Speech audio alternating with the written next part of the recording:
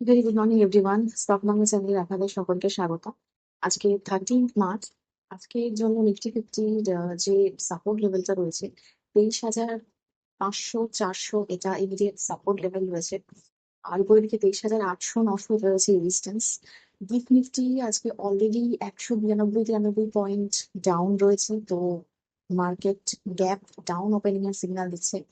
Bank নিফটির ক্ষেত্রে 84,800 500, মানে 800 নিচে নেমে গেলে 500 পর্যন্ত একটা ভালো রকম মেজার সাপোর্ট লেভেল রয়েছে। উপরের দিকে ব্যাংক নিফটি 55,550 650, এটা রেজিস্ট্যান্স লেভেল রয়েছে। সেন্সেক্স এর ক্ষেত্রে 75,900 800, এটা রয়েছে সাপোর্ট লেভেল। আর উপরের দিকে 76,700 800 রয়েছে রেজিস্ট্যান্স লেভেল। এবার গ্লোবাল মার্কেট দেখলে সেখানেও আমরা দেখছি মোটামুটি ডাউ জোন্স 750 পয়েন্টের কাছাকাছি ডাউন। ন্যাসডাকের ক্ষেত্রে 400 পয়েন্টের কাছাকাছি ডাউন দেখছি। মানে মার্কেটে সেরকম পজিটিভ সেন্টিমেন্ট তো কিছুই নেই, মানে ভীষণভাবে নেগেটিভ সেন্টিমেন্ট। তো আজকে ইন্ডিয়ান মার্কেটও এক্সপেক্টেড যে মানে অল ওভার নেগেটিভ সেন্টিমেন্টই থাকার কথা, অনেকটা গ্যাপ ডাউনে ওপেন হওয়ার কথা। এবার যেটা হয়েছে সেটা হচ্ছে ইরানের সুপ্রিম লিডার খামেনি, যে মোস্তফা খামেনি রয়েছেন, উনি বলেছেন যে ফার্স্ট মেসেজ আর কি সুপ্রিম লিডার হওয়ার পর যে হরমুজ বন্ধ থাকবে, যুদ্ধ বন্ধ করার কোনো ব্যাপার নেই যতদিন না পর্যন্ত নেইবারিং যে মিডল ইস্টের যে কান্ট্রিগুলো রয়েছে তারা আমেরিকান বেস ওইখান থেকে সরিয়ে দিচ্ছে। ততদিন পর্যন্ত অ্যাটাক হতেই থাকবে। মানে ওনার বক্তব্য যে নেইবারিং কান্ট্রিতে অ্যাটাক করার কোনো ইন্টেনশন নেই, কিন্তু যেখানে মানে যেহেতু আমেরিকান বেস ওখানে রয়েছে সেই জন্য ওরা অ্যাটাক থামাতে পারছে না। এবার সেটা যদি হয় মানে তাহলে তো যুদ্ধ আর কি থামার কোনো সম্ভাবনা দেখা যাচ্ছে না, এবং সেইটা মার্কেটে একটা নেগেটিভ ইম্প্যাক্ট ফেলছে। তার সাথে সাথে আরেকটা হচ্ছে যে গোল্ডম্যান স্যাচ আমেরিকার যে জিডিপি প্রেডিকশন সেটাকে কাট করেছে। স্বাভাবিক এই পরিস্থিতিতে সেইটা করাটাই স্বাভাবিক। তো এবং বলেওছে যে স্ট্যাগফ্লেশন আমেরিকাতে দেখা যেতে পারে। তো এটাও একটা ভীষণ বড় একটা bad news.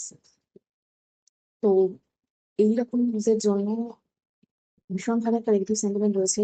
Global মার্কেটেও Dow Jones false আমরা করতে দেখছি, তো আজকে ইন্ডিয়ান মার্কেটও তার থাকছে। যারা ক্রুডকে যদি দেখি আবার $100 কাছে যাচ্ছে। এছাড়া তার সাথে সাথে আবার ট্রাম্পের অ্যাডমিন যে রয়েছে অ্যাডমিনিস্ট্রেশন, সেখানে আমরা দেখছি সেকশন 301 ট্রেড ইনভেস্টিগেশন, একটা 16টা কান্ট্রির ওপর স্টার্ট করা হয়েছে। তার মধ্যে ইন্ডিয়া রয়েছে। ইনভেস্টিগেশন মানে এরকম ভাবে যে কতটা ফেয়ারলি ট্রেড করা হয় আমেরিকাতে, সেই সমস্ত কান্ট্রি কোম্পানিগুলো কতটা ফেয়ারলি আমেরিকাতে ট্রেড করে। যেমন বেশিরভাগ ক্ষেত্রে দেখা যায় যে আহ, কিছু কোম্পানি, ইন্ডিয়ান কিছু কোম্পানি, তারা আর কি আমেরিকান যে সমস্ত কোম্পানিগুলো রয়েছে তারা যদি $100 কিছু জিনিসপত্র বিক্রি করে, তাহলে সেখানে ইন্ডিয়ান কোম্পানি আরো অনেক কম দামে বিক্রি করছে, ফলে ওইখানে ইন্ডিয়ান কোম্পানির সেলটা বেশি হচ্ছে, আমেরিকা ডোমেস্টিক কোম্পানিটার সেল কমে যাচ্ছে। তো এই ইনভেস্টিগেশন গুলো চালু হচ্ছে, তার মধ্যে ইন্ডিয়াও রয়েছে। তো সেটাও একটা নেগেটিভ নিউজের মধ্যেই রয়েছে। তো এই কটা নিউজের নেগেটিভ ইম্প্যাক্ট মার্কেটে আজকে পড়বে। এছাড়া আমাদের যদি আমরা ইনফ্লেশনের যেটা দেখি, সেখানেও যা এক্সপেক্টেড ছিল তার থেকে অনেক বেশি আর কি ইনফ্লেশন যেটা আসবে, সেটারও একটা নেগেটিভ ইম্প্যাক্ট থাকছে। এছাড়া বাকি যে সমস্ত কোম্পানিগুলো আমাদের দেখার ইন্ডিয়ান মার্কেটে এখনো পর্যন্ত ইন্ডাকশনের যে সমস্ত কোম্পানি রয়েছে, যেমন জাইপান, প্রেস্টিজ, তারপরে আরো যে সমস্ত অ্যাপ্লায়েন্সেস এর কোম্পানিগুলো রয়েছে, তাদের খুব মানে র্যালি দেখা যাচ্ছে, গ্রিনে মুভমেন্ট দেখা যাচ্ছে। তার কারণ হচ্ছে ইন্ডাকশন ডিমান্ড খুব বাড়ছে, কারণ এলপিজি সিলিন্ডার যেহেতু পরের দিকে শর্টেজের সম্ভাবনা হতে পারে। কিন্তু ইন্ডিয়ান গভর্নমেন্ট এখনো পর্যন্ত প্রায়োরিটি লিস্টে ডোমেস্টিক এলপিজি তো আগে ফার্স্টে রেখেছেন, তারপরে হসপিটালে রয়েছে, তারপরে স্কুল রয়েছে, এগুলো প্রায়োরিটি লিস্টে আগে রয়েছে, সেখানে সতেজ হওয়ার কথা নয়। আহ, কিন্তু তবুও একটা প্যানিক বাই দেখা যাচ্ছে, প্যানিক বুকিং দেখা যাচ্ছে। তো সেক্ষেত্রে একটা কস্ট ফিউচারে শর্টেজ হতে পারে, সেজন্য ইন্ডাকশনের ডিমান্ড বাড়ছে। তো সেখানে এই সমস্ত কোম্পানিগুলোকে আপনারা ফোকাস রাখতে পারেন। এছাড়া এইচসিএল টেকের ক্ষেত্রে ওরা বলেছে চেন্নাইয়ের ওদের যে কোম্পানি, চেন্নাইতে কোম্পানিগুলো যে রয়েছে সেখানে ওদেরকে কোয়ার্টারের এনকোয়ারি বলা হয়েছে যে ওয়ার্ক ফ্রম হোম করতে এলপিজি ক্রাইসিসের জন্য, এবং পরবর্তীকালে বাকি অন্যান্য যে সমস্ত কোম্পানি তাদেরকেও আমরা হয়তো একই কথা বলতে দেখবো। এছাড়া আজকে একজন ওদেরকে ফোকাসে রাখতে পারেন। এখন জেএসডব্লিউ ডিউলাক্স এই নামটা হয়ে গেছে রেগুলেটরি অ্যাপ্রুভাল পাওয়ার পর। আগের দিন অলরেডি 2% মুভমেন্ট দিয়েছে, তো আজকে 2% রাখতে হবে কি মুভমেন্ট আসছে দেখার জন্য। এছাড়া জেন টেকনোলজি, এই পরিস্থিতিতেও জেন টেকনোলজিকে আমরা বাড়তে দেখছি। তার কারণ যুদ্ধের মধ্যে সব থেকে যেটা ইম্পর্টেন্ট জিনিস হিসাবে ইউজ হচ্ছে ড্রোন, অ্যান্টি ড্রোন সিস্টেম এগুলো ইউজ হচ্ছে। তো জেন টেকনোলজিকে সেই জন্য ফোকাসে রাখতে পারেন।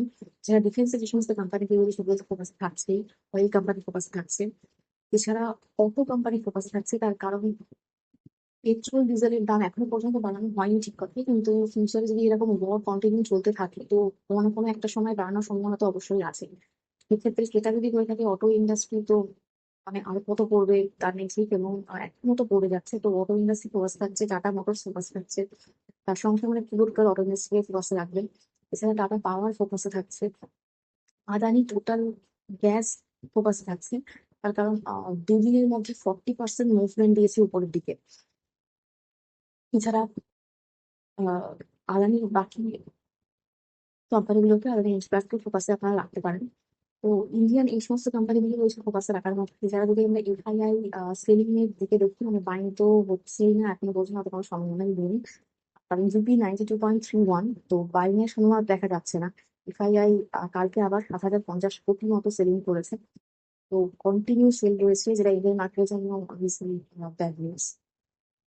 তো এই হচ্ছে ইন্ডিয়ান মার্কেটের পরিস্থিতি। এবার আজকে তো নেগেটিভ ইনফ্লুয়েন্স দেওয়ার কথা, দেখা যাক 23,500 যে লেভেলটা তার নিচে কিছু মুভমেন্ট দেয় কিনা। 23,500 একটা মেজর সাপোর্ট লেভেল, তার নিচে যদি মুভমেন্ট দেয় তো 23,400-200 পর্যন্ত মুভমেন্ট এক্সপেক্টেড। দেখা যাক তখন কি মুভমেন্ট দেয়। তো আজ এই ভিডিও এখানেই শেষ করছি। প্লিজ আমার এই ভিডিওর উপর ডিপেন্ড করে কোনো ইনভেস্টমেন্ট করবেন না, আমি কোনো সেবি রেজিস্টার্ড অ্যানালিস্ট বা অ্যাডভাইজার নই, শুধুমাত্র এডুকেশন পারপাসে ভিডিও করা। দেখা হচ্ছে নেক্সট।